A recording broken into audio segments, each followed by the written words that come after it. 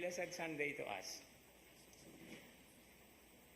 In this particular gospel reading that we are actually asked to be opened at the same time to the message and to the different angles that it presents, we are already moving towards the so-called, if we consider the plan of the Gospel of St. Mark, the very apex or the high point of the Gospel, which leads us into the confession of St. Peter, who Jesus is. Okay? That's the Gospel next Sunday. But it's not the heart of the Gospel, because the heart of the Gospel is His passion, death, and resurrection. Now this, nagkabata. This, what we call escalating events in the life of Jesus in His ministry also is presented in the way that just as the people in today's gospel reading requested Him to lay hands on the deaf-mute, He did not just lay His hands on him. What Jesus was used to doing is He lays down His hand and the people are cured, the sick people are cured. But Jesus here has a very special gesture. Nga naman, He took the man off by himself away from the crowd. In other words, there is some kind of a difficulty in the sense of what the man was suffering. Now, he was not just deaf, he has also a speech impediment. Because accordingly, connected with this interesting dimension or description, if a person cannot hear even from childhood, what we speak actually is dependent on what we hear. That's the reason why the description of the impediment here is called deaf-mute. I don't know if we have a Cebuano term for deaf-mute. We only have for deaf, bungol, for mute, amang. But it's a compound deficiency or impediment. So when I started teaching in the seminary, more than 20 years ago already, by the way, I just look younger, I proposed an interesting coined word for the deaf-mute. And since deaf is bungol and mute is amang, duha ka buk akong na-formulate nga coined word. It's either bumang lain man kay pamatio, no? But the other one is amangol, no? Amang nga bungol, amangol. No? So whatever if this will be accepted, well and good. But at least we know the deficiency. Now this particular deficiency or impediment needs a special attention. Okay? But let us put aside the fact that this is a difficult, in quotation marks, case. But what Jesus was showing to the man who was deaf-mute is a great respect of his being an individual person. And according to experience, if you are in the crowd and you are confronted with a deaf man, if you shout to a deaf man, bisag dili siya makadungog, he knows, no, that your mouth is open. Muna nga masamot pa siya kauwaw in the crowd. So what Jesus was showing is a great sensitivity to the individual person. In fact, one commentator on this gospel reading says that Jesus was not treating the man as a case, but He was treating the man as an individual person, a person with dignity. That's why He has to bring him out of the crowd. And when He brought him out of the crowd, He did not just lay His hands on. He put His fingers, no, sa duha, no? And then He spit ng luha. Because in ancient times, saliva has also a curing property. And then He touched the tongue. And then He groaned, no? Something to the effect that when you spit something out of your mouth, ngano man tang mangluwa o mangulihad, because there is something that gets stuck in our throat, right?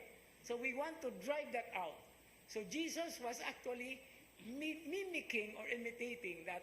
While He is actually doing that, He is also bringing the man into a particular situation, the healing or the curing that he is intending to give to him.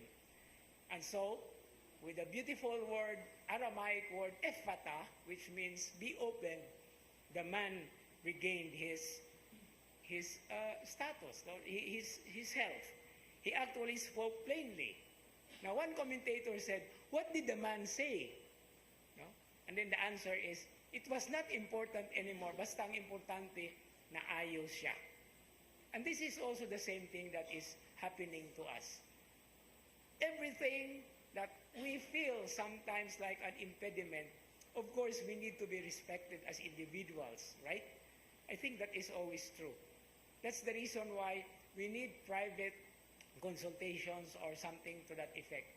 But what Jesus was doing is, he restored the person back to its original state. And here comes a very beautiful reminder or a looking back, a reminiscence into what God said when he finished creating the heavens and the earth. And in our gospel reading today, it has been expressed by the people, by the crowd. He has done all things well. This reminds us of after creating the heavens and the earth and everything in them, with man, with a human person as the crowning glory of creation, he saw that everything he has created was very good. And here is being acknowledged by the people. And this is also what happens when we experience healing or curing. Now, I remember as a student, there was a very long argument between the difference about the difference between cure and heal. Unsa man kunoy kalainan sa cure ug sa heal. No? Now, one argument says, you may not be cured, but you may be healed. For example, old age. You cannot be cured. You cannot become young again. But accepting the status of being an old person is actually an act of healing. No? There are certain maladies that cannot be cured. But despite this, we still can accept it, and accepting it is already part of the healing process. But of course, with God's miracles and His wonderful deeds and wondrous gestures to us in many different ways, a healing can also become a cure. But anyway, ako, wala ko'y problema anang difference between cure and heal. Parehas sa gina para nako. No? Kana lang yung mga uban ng mga tao nga kuti-kutihan yun ba? No? But what is interesting here is restoration. And once more, we are brought back to the very beginning of the world, when God created the heavens and the earth and all of us, for the reason that after His creation, the devil came in and sin has actually affected all of us. And this restoration is something that is now a gift that Jesus is doing to us and also doing through us for our brothers and sisters to restore them with a great respect that we have to show to the individual person, while at the same time very open to His will and to His grace. Okay, that's the reason why the openness also is very much appreciated, because at the beginning of the Mass, we have to acknowledge our great devotion to the Blessed Virgin Mary. No? Ang GQ ron sa mga pari, kanina buntag sa sinay mo medyo kuan kay mao lagi. No? But there is always an information. But it's a question of creativity, openness. No? Ang atong pagkabukas tungod kay di man gyud nato ikalimod. We cannot deny that we are so into the devotion of the Blessed Virgin Mary. But there are also liturgical observations that have to be taken into account. But anyway, it's not Mama Mary's problem actually.